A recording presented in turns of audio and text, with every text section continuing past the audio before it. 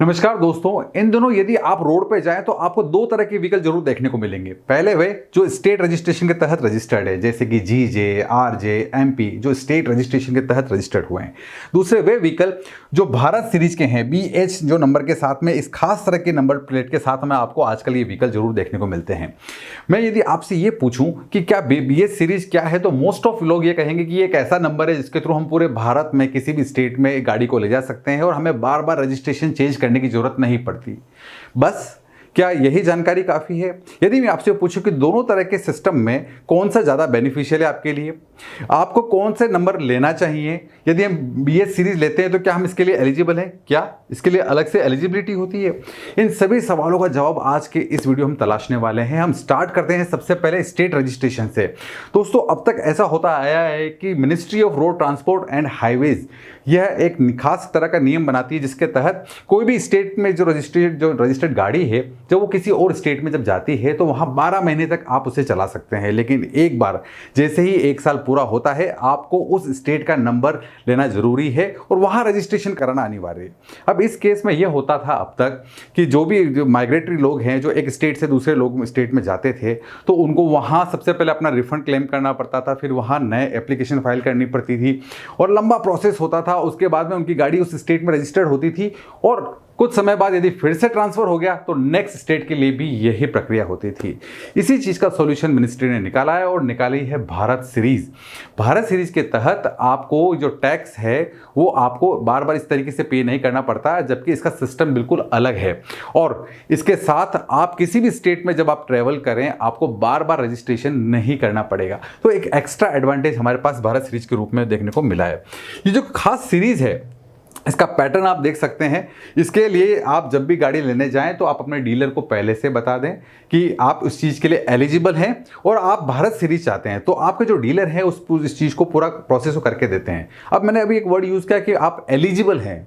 Eligible का मतलब यानी कि कोई खास तरह के लोग ही इस गाड़ी को ले सकते हैं।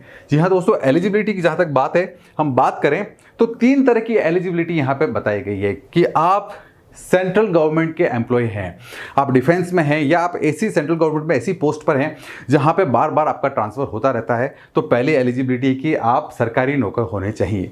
दूसरा, आप ऐसी प्राइवेट फर्म में हैं जिसके 4 अलग अलग स्टेट में या यूनियन टेरिटरीज में ऑफिसेज हैं, आपको ये साबित करना पड़ेगा, डॉक्यूमेंट यहाँ देने पड़ेंगे, तो आप एलिजिबल हैं, आप भारत सीरीज ले सकते हैं। और तीसरा, आप नॉन ट्रांसपोर्ट व्हीकल लेने जा रहे हैं, आप कोई ट्रांसपोर्ट व्हीकल नहीं ले रहे हैं, ये आपको यहाँ पे एक डिस्क्लेमर देना होगा। इन तीनों एलिजिबिलिटी को आप पूरी करते हैं तो आप भारत सीरीज का नंबर ले सकते हैं। यदि हम नंबर प्लेट को गौर से देखें तो ये कुछ खास तरह का इंडिकेशन हमें देती है। जो फर्स्ट 2 नंबर हैं, जो डिजिट हैं, वो किस साल का रजिस्ट्रेशन वो हमें बताता है। जैसा कि यहाँ देखने से पता लग रहा है कि 2021 का रजिस्ट्रेशन यहाँ पे हुआ है। दूसरा है बीएच, भारत से जो नंबर बीएच भारत को डिनोट करता है।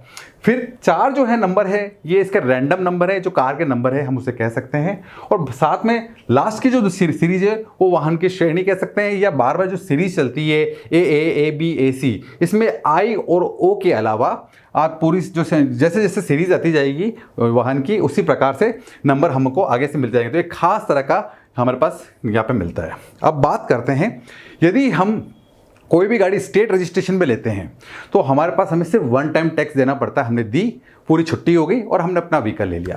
लेकिन यदि भारत सीरीज में हम लेते हैं तो ये टैक्स इस प्रकार से नहीं दिया जाएगा, बल्कि हर 2 साल में आपको टैक्स पे करना होता है। अब इसकी कैलकुलेशन कैसे होती है, इस चीज़ को हम समझते हैं। यदि हम भारत सीरीज का कोई व्हीकल लेने जा रहे हैं तो यहाँ पर बताया गया है कि जब भी जो भी आपकी एक्स शोरूम प्राइस है एक्सक्लूडिंग जीएसटी, यदि वो 10 लाख तक की कार है, बिलो 10 लाख है, तो उस पर डीजल गाड़ी है तो 10%, रेड टैक्स बता रखी है, पेट्रोल है तो 8%, इलेक्ट्रिक कार है तो 6%। यहाँ पे बता रखा है 10 to 20 लाख। यदि आपकी कार 10 से 20 लाख रुपए की है तो डीजल गाड़ी है तो 12%, पेट्रोल है तो 10%, इलेक्ट्रिक है तो 8%।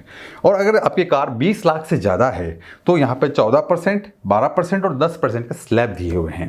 अब इसकी कैलकुलेशन कैसे करते हैं? इस कैलकुलेशन करने का मतलब ये नहीं, ये अगर आपका और स्टेट रजिस्ट्रेशन होता तो ये सारा पैसा आपसे गवर्नमेंट एक बार ले लेती है। कुछ लोगों का मानना है कि अरे ये गाड़ी तो बड़ी सस्ती पड़ती है यार, जैसे हम लेने जाते हैं तो हमें बहुत कम पैसा देना पड़ता है। इसका एक कारण है कि 1 टाइम रजिस्ट्रेशन में सारा पैसा आपसे एक ही बार में ले लिया जाता है। लेकिन भारत सीरीज जब आप लेते हैं तो आपको हर 2 साल में टुकड़ों में इस पैसे को देना है। अब यदि हम टुकड़ों में इस पैसे को दे रहे हैं तो कहीं हमें महंगा तो नहीं पड़ रहा है। चलिए कैलकुलेट करते हैं, सिंपल सी बात है। ये इतने सारी चीज़ों को आपको देख के घबराने की जरूरत नहीं, बड़ा सिंपल फॉर्मूला है। एक फॉर्मूला यहाँ पे बना रखा है कि टैक्स 2 ईयर्स, 14 साल तक आपको हर 2 साल में पैसा देना पड़ेगा। उसका एक फिक्स फॉर्मेट यहाँ दिया हुआ है। और एक बार 14 साल इस गाड़ी को हो गए, उसके बाद आपको अगले 14 साल तक या जब तक कि आपकी गाड़ी आपके पास है तब तक हर एक साल आपको इसका टैक्स पे करना पड़ेगा। एक बात मैं फिर से रिवाइज कर दूं, आपको गाड़ी लेने के बाद हर 2 साल में 14 साल तक इसका टैक्स पे करना पड़ेगा टुकड़ों टुकड़ों में। और जब गाड़ी के जब 14 साल पूरे हो जाएंगे तो जब तक गाड़ी आपके पास है सालाना आपको टैक्स पे करना पड़ेगा। इसको मैं एक एग्जाम्पल से समझाने की कोशिश करता हूँ। मान लीजिए आपने क्रेटा गाड़ी ली है, ये आपका गाड़ी आपने पूरे पेट्रोल क्रेटा ली है जिसकी कीमत हम मान लेते हैं 13 लाख रुपए है। हमने एक शोरूम प्राइस हमने 13 लाख रुपए मानी और क्रेटा लेने गए। सबसे पहला केस, यदि हम स्टेट रजिस्ट्रेशन में जाते हैं, स्टेट रजिस्ट्रेशन में हम जब गए तो यहां पर जो गाड़ी की कीमत है वो आ रही है, यहाँ पे अगर आप 10% के हिसाब से कैलकुलेट करें तो ये आ रही है 1,30,000। मैं एक रफ कैलकुलेशन ले रहा हूँ। 10% मैंने पेट्रोल के अंदर आपको कुछ और इसमें बताया था, यदि आप पेट्रोल का याद हो आपको तो मैंने बताया था पेट्रोल के अंदर ये आता है 8%, या अगर हम इस स्लैब में आते हैं तो ये 10% आता है।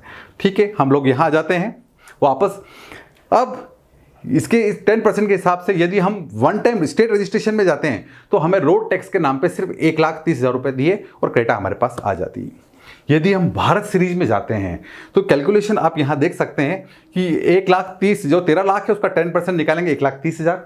और यहाँ पे जो हमारा फॉर्मूला था उस फॉर्मूले के हिसाब से हम अगर इसको वैल्यूज को रखते हैं 1,30,000 को और इसको कैलकुलेट करते हैं तो हमारे पास आता है हर 2 साल में हमें 21,667 रुपये पे करने पड़ेंगे हमें 14 साल तक, यानी कि हर 2 साल में 21,667। तो टोटल पैसा कितना बन रहा है हमने यहाँ पे कैलकुलेट कर रखा है। यदि मैनुअली हम उसको पे करते हैं 14 साल तक, 7 को हम गुणा करते हैं, हमने 7 साल हर 2 साल में पे करना है 14 साल तक, तो 21,667 रुपीज़ को हम करते हैं तो 1,51,669।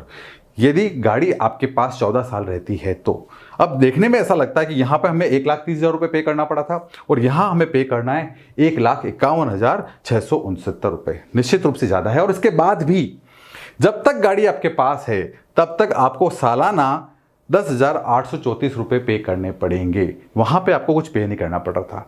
तो यहाँ पर अब 2 बातें कॉन्ट्राडिक्टरी है। यदि गाड़ी आप 10 साल से ज़्यादा नहीं चलाना चाहते हैं, आपको लगता है कि मैं तो हर 10 साल में गाड़ी चेंज कर ही लेता हूँ, 8 साल 10 साल में, तो गो फॉर स्टेट रजिस्ट्रेशन। लेकिन यदि आपका बहुत फ्रिक्वेंट ट्रांसफ़र होता है, आप इधर से उधर माइग्रेट करते हैं और यदि आप 10 साल के अंदर अंदर गाड़ी चेंज कर लेते हैं तो ये कैलकुलेशन आपको यहाँ पे फ़ायदा देती है। तो यहाँ पे आपको जाना चाहिए भारत सीरीज पर। तो बहुत ईजी कैलकुलेशन है, आपको समझ में आ गया होगा दोस्तों कि किस तरीके से हम लोग यहाँ पे कैलकुलेट कर सकते हैं। अब प्रश्न उठता है कि कौन सा व्हीकल आपको लेना चाहिए। इसका फैसला अब आप पर है, क्योंकि पूरी जो कैलकुलेशन है आपके आंखों के सामने है और आप आसानी से फैसला कर सकते हैं कि क्या आपको भारत सीरीज लेनी है, क्या आप उसके लिए एलिजिबल हैं, और यदि एलिजिबल हैं तो दोनों में से कौन सी सिचुएशन आपको सूट करती है।